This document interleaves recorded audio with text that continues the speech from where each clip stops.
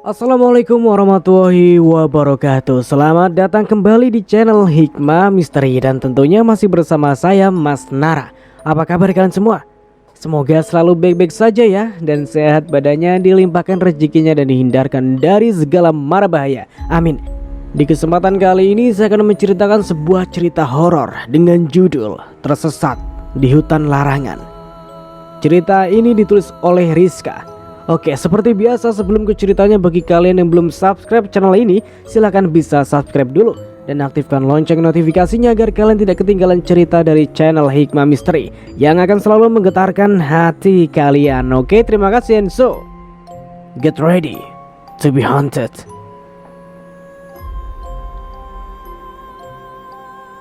Kayaknya bukan kesini deh jalannya, Mas. Tapi mapsnya nunjukinnya kesini deh. Iya. Tapi kenapa hutan semua? Serem banget sih, ucapku sambil bergidik ngeri tak kalah melihat kanan dan kiri adalah hutan belantara. Mungkin memang ini jalan pintasnya, Dek, untuk sampai ke sana. Halo, namaku Sila Fahrani. Hari Minggu ini suamiku Mas Haikal mengajakku pergi ke suatu tempat wisata yang letaknya berada di pegunungan. Aku juga membawa adikku dan pacarnya. Sebenarnya yang aku ajak hanya adikku, tapi adikku ingin membawa pacarnya. Pikirku ya sudahlah, biar lebih ramai juga. Kami pergi berlima. Aku, suamiku, adik perempuanku Jasmine, adik laki-lakiku Zayan, dan pacarnya Hana. Namun sayang, kenyataan tidak semulus rencana. Kami malah tersesat entah di mana. Memang kami hanya mengandalkan maps. Ini kali pertama kami ke daerah sini. Sungguh-sungguh hari yang apes. Semua orang turun dari mobil, mencoba mencari signal untuk melihat maps. Karena semenjak masuk hutan ini, signal mendadak hilang, seakan kami masuk ke tempat terpencil yang belum dialiri signal. Hari semakin menunjukkan sore, tapi kami masih berada di hutan yang seakan tidak ada ujungnya. Hana, anak manja itu, terus merengek ingin pulang. Seperti anak kecil saja, sudah tahu kami tersesat. Kami juga inginnya segera pulang. Gimana? Ada yang dapat sinyal gak? Tanya aku. Tidak ada, ucap mereka dengan serentak. Mas, sebaiknya kita jalan saja daripada menunggu di sini. Sebentar lagi akan gelap. Kayaknya sudah mau maghrib, usulku. Ya sudah, ayo.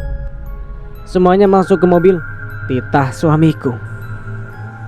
Aku mendampingi suamiku di kursi depan, Jasmine di kursi tengah, sedangkan Zayan dan pacarnya di kursi belakang. Entah apa yang mereka pikirkan, padahal di kursi tengah saja mereka cukup. Dan tadi juga dari rumah mereka memang bertiga di kursi tengah. Semoga saja mereka tidak melakukan hal yang tidak senonoh. 1 jam lebih mobil melaju mengikuti jalanan yang hanya ada satu-satunya, namun tidak menemukan ujungnya sama sekali. Bahkan aku baru ngeh kalau kami sudah mengelilingi tempat ini sebanyak 3 kali, yang artinya dari tadi kami hanya berputar-putar di tempat. Mas, kayaknya ada yang gak beres deh. Kamu ngeh gak sih? Kita sudah berkeliling sebanyak 3 kali di tempat ini. Lihat pohon itu. Kita sudah 3 kali bertemu pohon itu loh. Tunjukku keluar mobil yang memang ada pohon besar yang sangat dominan dari pohon lainnya. Mas Haikal tampak gusar. Lalu dia turun untuk memastikan apa benar jalanan ini adalah jalanan yang tadi. Aku ikut turun menemaninya, sedangkan adik-adikku tertidur dari tadi. Iya dek, ini tempat yang sama. Gimana ini? Mana cuaca juga semakin gelap berkabut juga. Aku juga gak tahu, Mas. Sebenarnya tadi kamu benar gak sih, Mas, ngikutin mapnya itu? Bener lah dek. Masa kamu ngeraguin aku? Sudah berapa lama aku bisa menyetir? Dan bukannya hampir setiap bulan kita pergi berlibur, ya ke tempat-tempat jauh, dan semuanya lancar-lancar aja. Baru kali ini yang kayak gini aja. Aku tidak berniat untuk memperpanjang perdebatan dengan Mas Haikal, karena yang ucapkan benar adanya. Hampir setiap bulan kami menyempatkan liburan ke tempat-tempat wisata yang jauh dari rumah, dan semuanya aman-aman saja. Tujuan kami sering berliburan hanya untuk menjaga keharmonisan keluarga kami, yang memang sudah lama menikah tapi belum juga dikasih momongan. Akhirnya kami sibukkan dengan bekerja dan traveling, agar tidak terus hanyut dalam kesedihan. Mas, kayaknya itu warung deh. Ah, masa? Ya ada warung di hutan. Gak mungkin lah dek, jangan ngawur kamu. Bener mas, coba lihat lagi. Lah iya, kok ada warung ya? Apa kita sudah keluar dari hutan ini? Gak tahu juga. Tapi kita coba turun yuk mas, sambil nanya jalan. Semua orang pun turun dari mobil dan langsung menghampiri warung itu.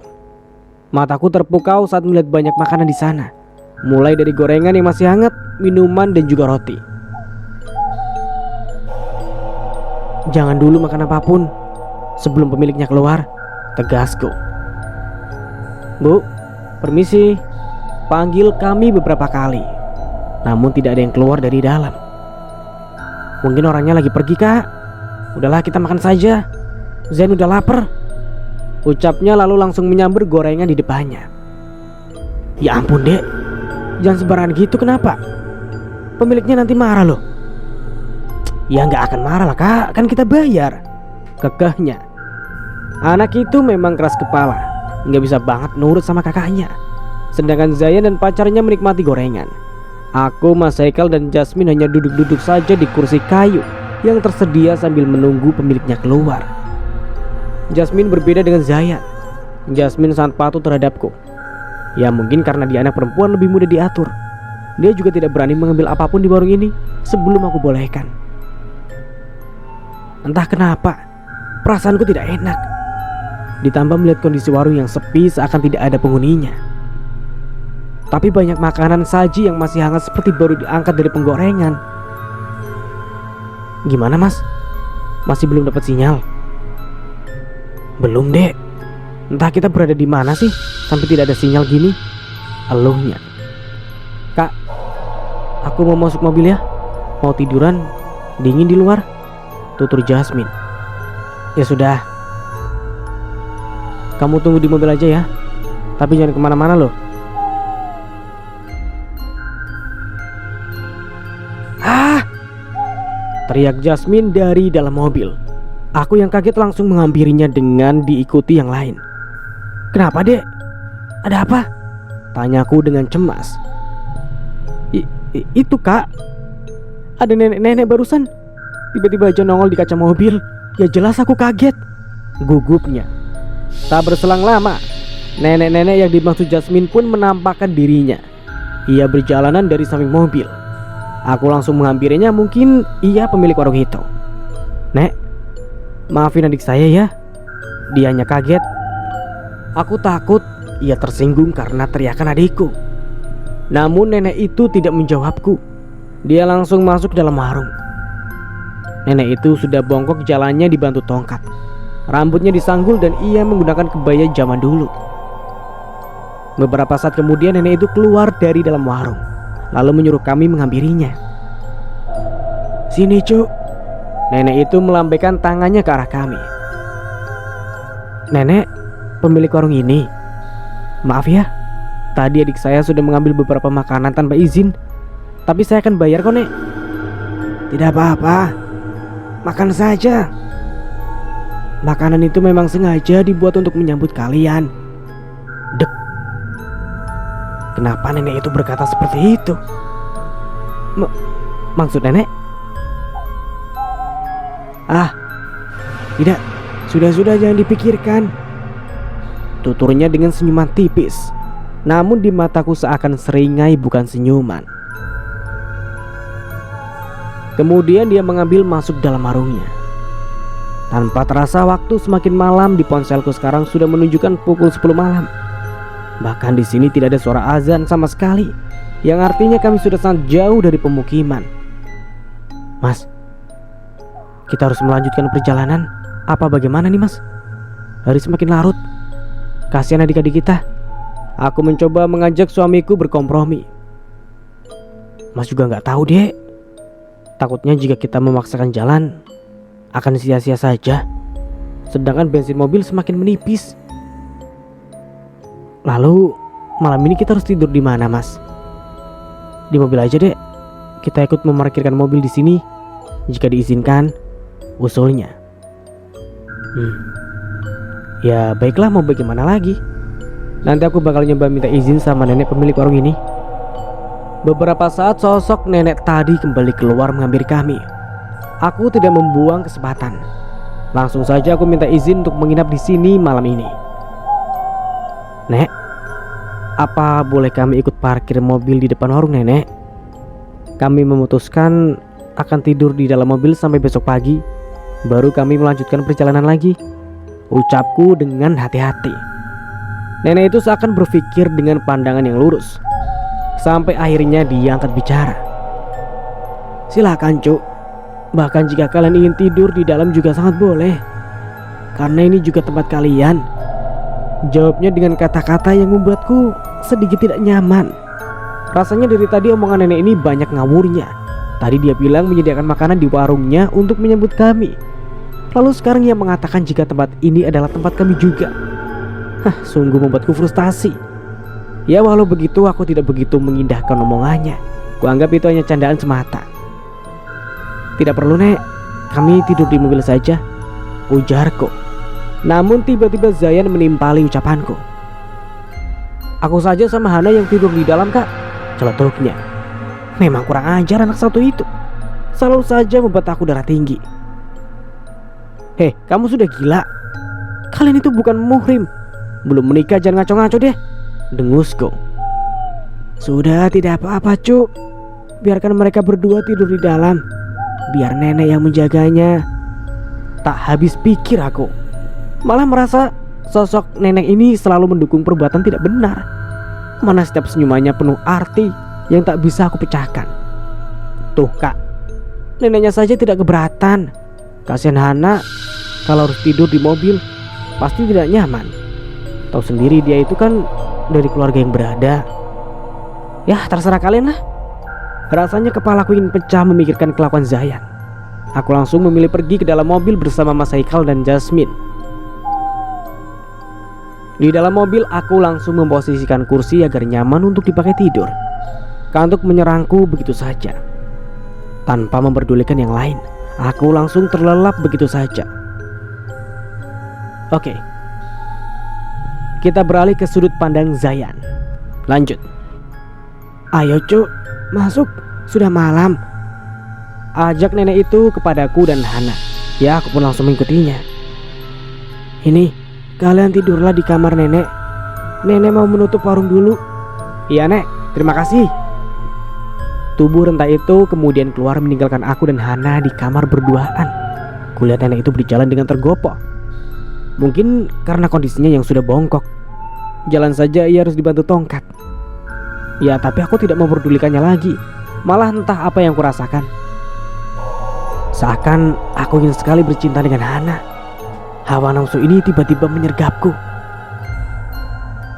Sayang, kita lanjutkan permainan kita dalam mobil tadi yuk, ajakku sambil mengelus lembut paha mulusnya. Memang tadi di mobil aku dan Hana sempat bercumbu. Namun tidak lebih dari itu. Tapi sekarang aku ingin sangat melakukannya. Ya mungkin akibat dua insan yang disatukan dalam satu kamar, makanya hawa nafsu ini timbul tiba-tiba. Hana pun tidak menolak. Dia tidak menolak ajakanku sama sekali. Itu membuatku semakin nafsu terhadapnya. Dan terjadilah hal yang tak seharusnya kami lakukan. Apalagi di tempat ini.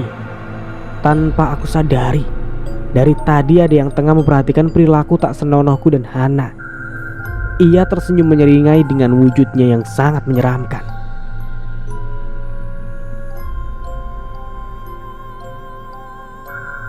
Oke, kita kembali ke sudut pandang Sila. Walaupun tidur di dalam mobil, tapi syukurlah aku bisa tertidur nyenyak hingga pagi. Saat membuka mata, aku langsung melirik suamiku dan juga adikku. Mereka masih terlelap. Aku buru-buru membangunkannya satu persatu. Mas Haikal dan Jasmine sama-sama menggeliat saat aku bangunkan. Terlihat mereka sudah tertidur dengan nyenyak. Ya syukurlah.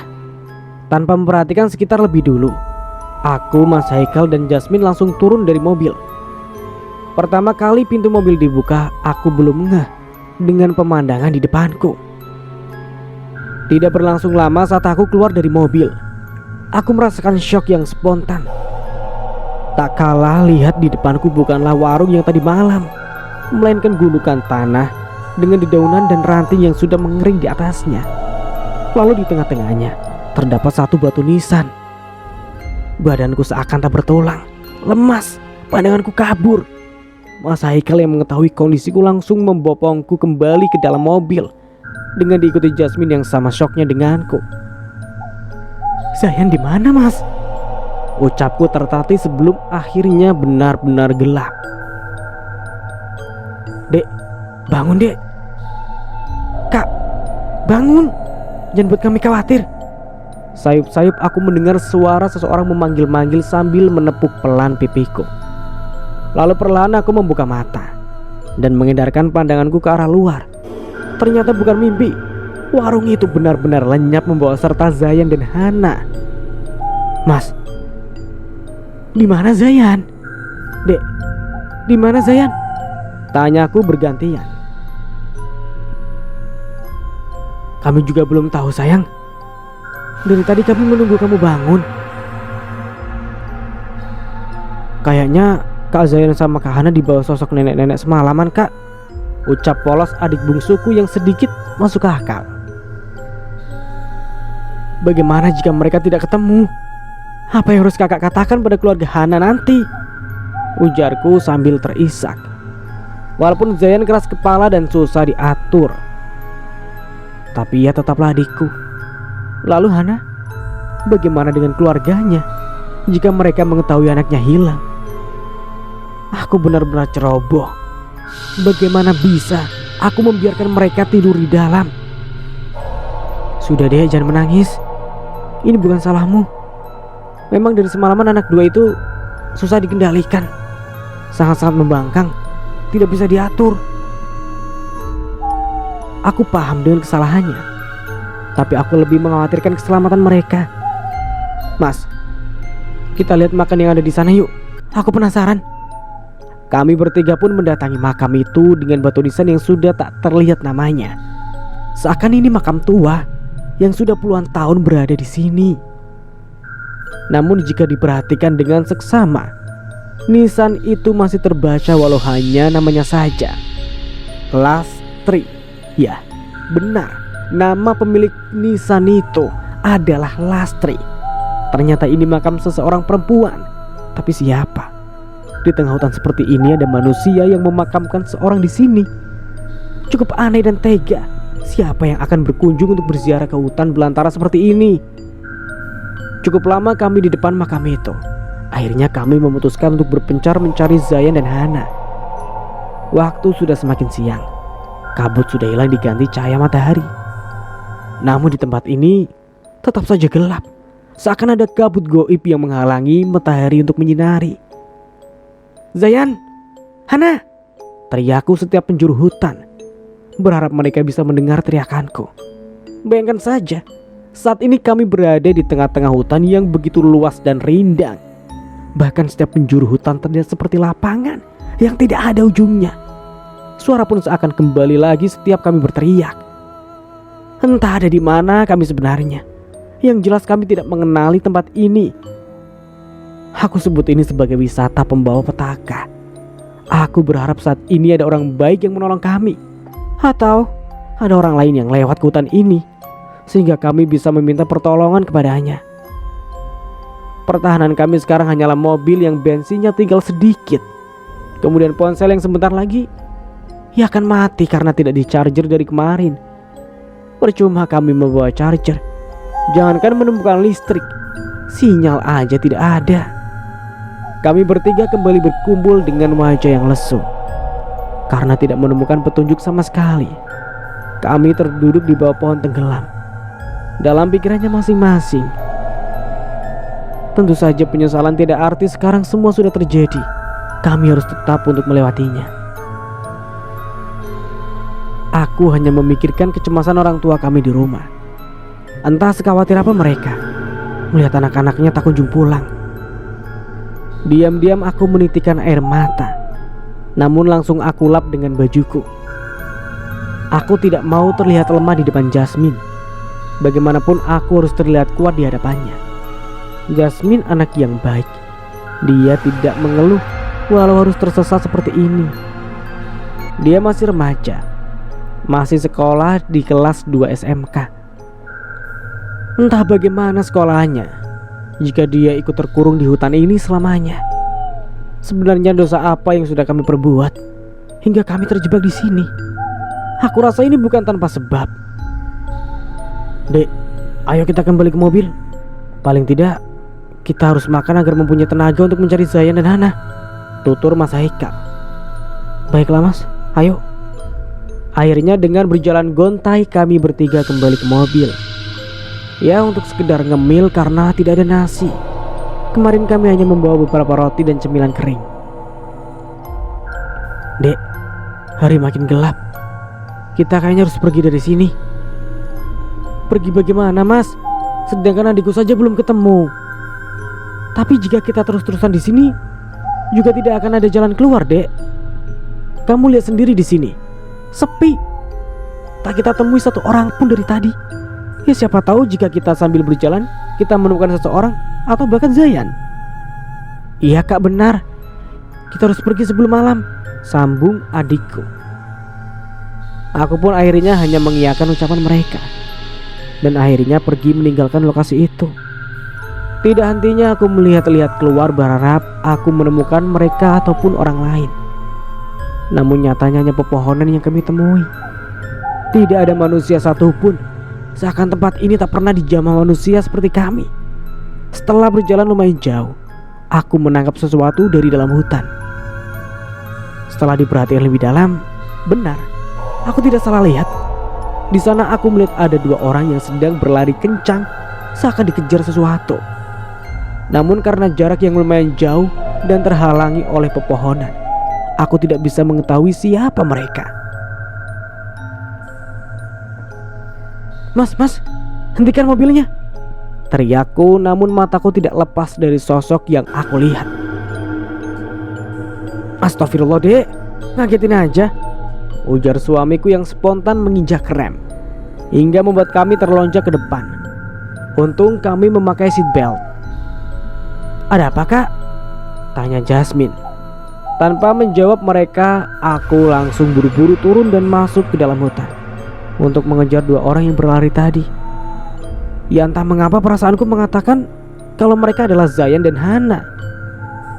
Zayan, Hana, teriakku saat aku sudah berada di tengah hutan.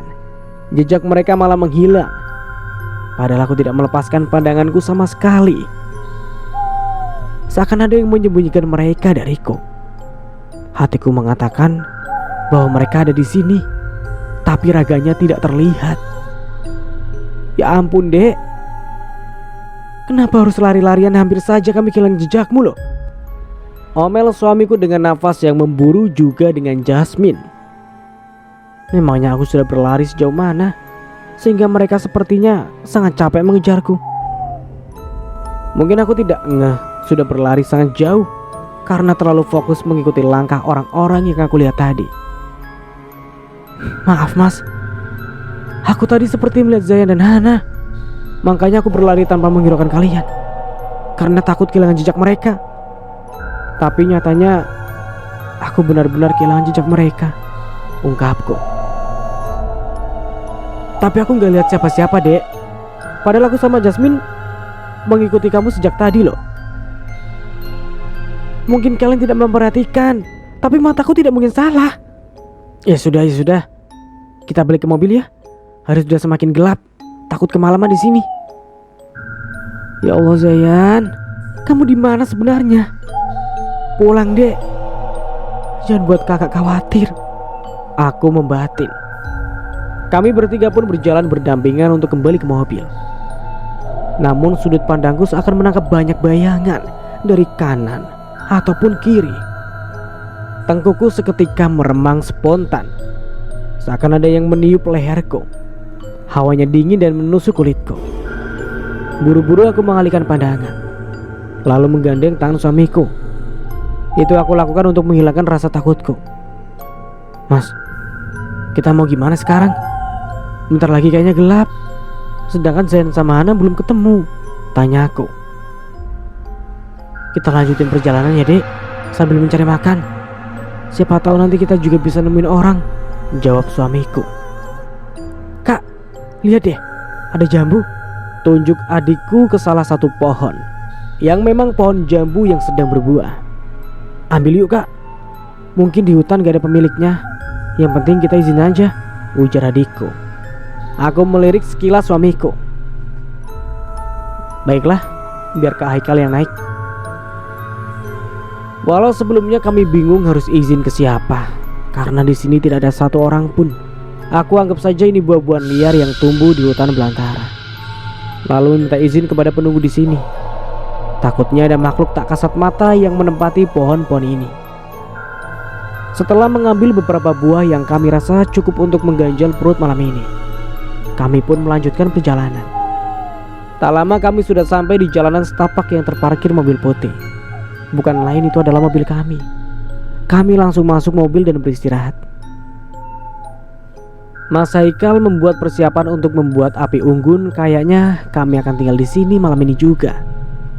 Menjalankan mobil saja tidak ada gunanya jika kami terus-terusan balik lagi ke sini, Dek, lihat, ternyata di bagasi ada tenda. Kayaknya bekas kita mendaki bulan lalu deh. Tidak diturunin, ujar suamiku berbinar-binar sambil memperlihatkan tendanya kepada aku. Senyum kami sedikit merekah. Itu artinya kami tidak akan pegal lagi karena harus tertidur di mobil malam ini. Tendanya cukup besar, namun cukup untuk 5 orang, karena memang biasanya kami bawa untuk mendaki. Syukurlah mas buat saja api unggunnya sebelum gelap, ucapku. Iya dek. Mas Haikal mulai mendirikan tenda, sedangkan aku dan Jasmine hanya memperhatikannya karena dilarang membantu. Ya memang sebaik itu suamiku. Kak, aku pengen kencing, tutur Jasmine. Ayo kakak antar dek, kamu jangan sendirian. Kakak cukup trauma kehilangan Zayan. Iya kak. Setelah pamit kepada Mas Haikal, aku dan Jasmine pun masuk ke dalam hutan dan mencari tempat yang sekiranya aman. Dek, kayaknya di sana bisa, tunjukku saat melihat ada rumput liar yang menjulang tinggi. Kakak tunggu di sini ya. Ini airnya, dan jangan lupa permisi minta izin. Kita kan hidup berdampingan dengan hal gaib, apalagi ini di hutan. Jasmine hanya menganggukkan kepalanya, lalu segera pergi ke tempat yang tadi aku arahkan. Daripada bosan menunggu, lebih baik aku sedikit berkeliling mencari sinyal HP. Baterai HP ku sisa 30%. Kayaknya besok sudah akan mati. Anteng mencari sinyal, aku tak menyadari bahwa pijakanku sudah terlalu jauh dari tempat semula. Saat melihat ke kanan dan ke kiri, aku terkejut melihat pemandangan yang ada di hadapanku. Pasar, batinku. Bagaimana bisa ada pasar di tengah hutan seperti ini? Aku coba mengucek mata berkali-kali, namun pemandangan itu tidak berubah sama sekali. Lebih tepatnya ini pasar malam. Banyak makanan berjejer dan tersusun rapi di setiap stand penjualannya. Aku yang lapar mulai mendekati stand-stand itu tanpa berpikir jernih lagi. Dalam benakku pasti suamiku dan juga Jasmine akan senang jika aku pulang membawa banyak makanan lantaran kami memang sudah tidak makan dari kemarin malam. Tapi sayang sekali, pasarnya sepi. Tidak ada pengunjung lain, hanya ada para penjualnya saja yang wajahnya tidak enak dipandang, jutek dan datar. Tapi ya sudahlah, bodo amat. Yang penting aku membelinya dengan uang, bukan mencuri. Saat tengah asik memilih-milih makanan, sudut mataku menangkap sosok kakek tua yang terus memperhatikan. Apa dia ingin membeli tapi tidak punya uang? Aku mulai mendekatinya dan tersenyum serakah mungkin. Kek, ikut saja yuk. Ikut aku aja, kita beli makanan. Biar saya yang bayarin, ucapku pada kakek tua itu. Dan ternyata dia mau, walau menjawabnya hanya dengan anggukan dan senyuman. Aku membantunya berjalan karena kulihat kakek ini susah berjalan. Ya mungkin karena usianya yang sudah sepuh. "Kakek mau apa?" tanya aku. Namun sang kakek tidak kunjung menjawab. Sangat misterius. Akhirnya aku pilih saja beberapa makanan untuknya. Setelah selesai membayar, aku izin pulang karena hari semakin gelap. "Kek, saya pulang dulu ya. Suami sama adik saya pasti nunggu di sana," ujarku sambil memberikan satu kresek makanan dan juga menyelipkan uang di dalamnya. Semoga berguna, batinku.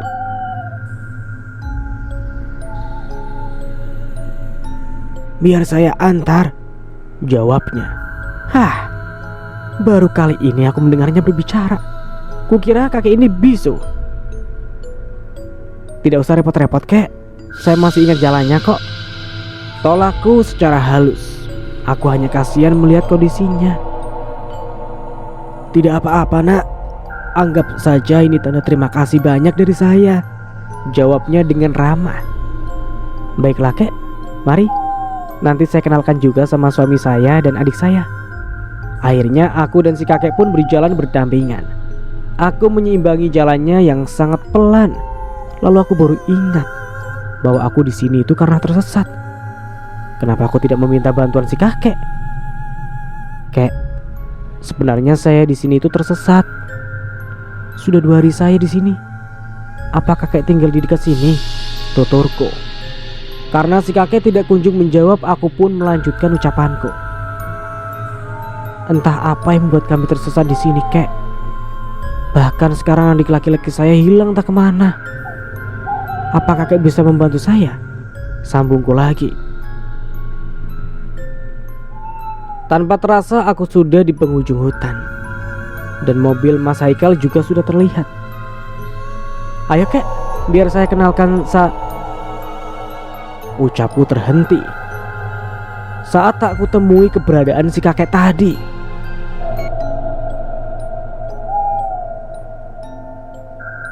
Aku mencoba mengitari sekitar untuk mencari keberadaan kakek itu. Siapa tahu dia tertinggal di belakang.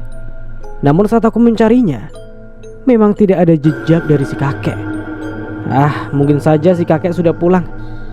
Tapi aku tidak menyadarinya. Saking asiknya curhat dengannya.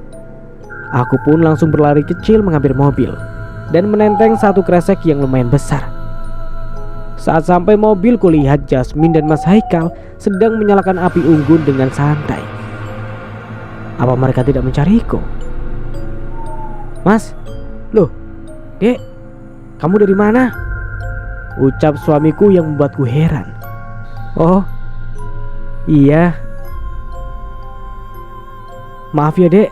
Tadi kakak pergi gak bilang-bilang. Tadinya kakak mau nyari sinyal, cuma gak ada. Dan gak sadar ternyata kakak sudah jauh dari kamu," ungkapku dengan panjang lebar. Sedangkan mereka seakan tercengang mendengar penuturanku. "Apaan sih, Kak? Kan dari tadi juga kakak kembali sama aku. Gak usah ngaco deh," omel Jasmine. "Hah? Jelas-jelas kakak baru kembali. Nih, lihat. Kakak bawa banyak makanan buat kita," jelasku sambil memperlihatkan kresek yang aku genggam. Seketika Jasmine dan Mas Haikal saling tatap. "Kenapa sih? Kamu gak bercanda kan, Dek?" cecar Mas Haikal. "Enggak, Mas. Emang ada apa sih?" tanyaku yang sedikit jengkel. "Dari tadi ada yang menyerupai kamu." "Dia kembali sama Jasmine. Kukira itu kamu," bisik Haikal. "Serius?" kagetku. Iya, Kak. Pantas saja tingkahnya berbeda. Dari tadi cuma diem saja.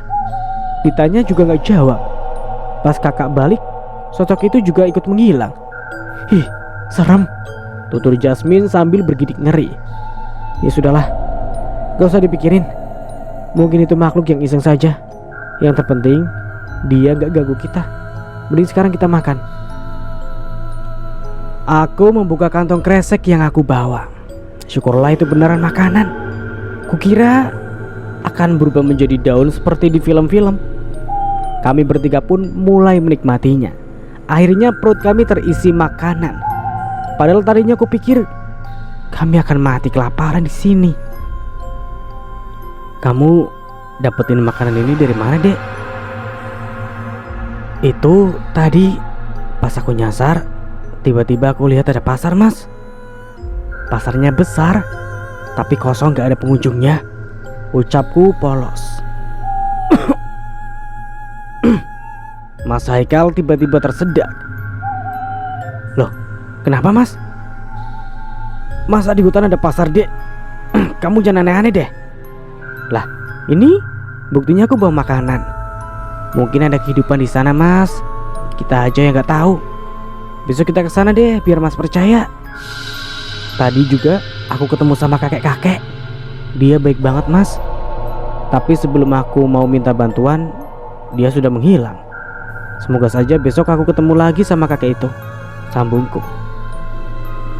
Iya, Dek. Semoga kakek itu bisa membantu kita. Selesai makan, kami mulai mempersiapkan tempat tidur. Sekarang kami akan tidur di dalam tenda bertiga. Semoga saja besok saat kami terbangun sudah bisa menemukan titik terang atas keberadaan Zayan dan juga Hana. Entah apa yang sudah mereka berdua lakukan, sehingga hutan ini murka terhadap mereka. Jika mereka tidak melakukan kesalahan, kenapa hanya mereka berdua yang menghilang, sedangkan kami tidak?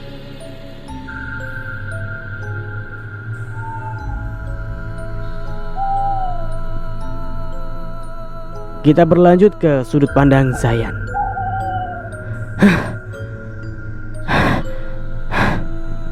Nafasku memburu saat aku terus berlari, seakan aku tidak menemukan ujung dari hutan ini.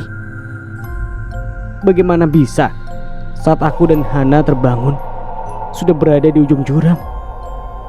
Seandainya kami segera tidak sadar, pasti kami sudah jatuh ke dalam jurang itu. Siapa yang tega melakukan kepada kami? Apakah Sila atau Mas Haikal? Tapi tidak mungkin, untuk apa mereka melakukan ini padaku? Sepertinya ini memang ulah sosok nenek penjaga warung itu. Buktinya sampai sekarang dia terus mengejar kami sambil membawa golok. Sangat menyeramkan, bukan? Untung saja lari kami lebih cepat daripada nenek itu. Sayang, aku sudah tidak kuat lagi. Isak Hana sambil bersender di pundakku. Sabar ya, Han. Kamu berdoa saja. Semoga kita bisa keluar dari hutan sialan ini, umpatku. Aku ragu. Aku sangat takut sama nenek itu, Zai. Dia terus ngejar kita sambil bawa golok. Aku gak mau ya mati sia-sia di sini. Ya, siapa juga yang mau mati di sini? Udah, kamu tenang aja. Pasti sekarang kakakku juga sedang mencari kita. Aku mencoba menenangkannya. Srek, srek, srek, srek. Tiba-tiba saja muncul suara gesekan sesuatu. Lebih tepatnya seperti benda tajam yang menempel ke daun-daun kering. Suaranya nyaring dan berisik. Zai, itu suara apa? Seru Hana sambil meratapkan posisinya kepadaku. Sedangkan mataku terus awas ke segala penjuru. Sampai dari kejauhan muncullah sosok nenek-nenek berkebaya dengan badan yang sudah setengah bongkok. Siapa lagi kalau bukan nenek-nenek yang sedang memburu kami berdua? Han, ayo kita pergi. Panikku. Ada apa, Zai? Jangan banyak tanya. Ayo cepat, lari. Kami pun lari tunggang langgang seperti orang kesetanan. Masih pagi tapi rasanya sangat mencekam. Kenapa sih, Zai? Aku masih capek. Tanyanya di sela-sela lari kami. Di belakang ada sosok nenek yang tadi, Han. Hana langsung bungkam mendengar jawabanku. Dan spontan dia langsung mengeratkan genggaman tangannya padaku. Suara gesekan itu seakan terus mengikuti kami dengan jarak dekat. Sampai aku sudah benar-benar tidak bisa berlari lagi. Ayo, Zai, tarik Hana. Aku udah gak kuat, Han. Kamu aja yang lari, ucapku dengan pasrah. Enggak, aku juga gak tahu harus lari kemana kalau sendiri. Ayo, Zai, kamu pasti bisa. ujar Hana dengan air matanya yang semakin deras. Sudah kukatakan kalian tidak akan bisa kabur dariku. Kalian tidak akan pernah bisa menghindarinya.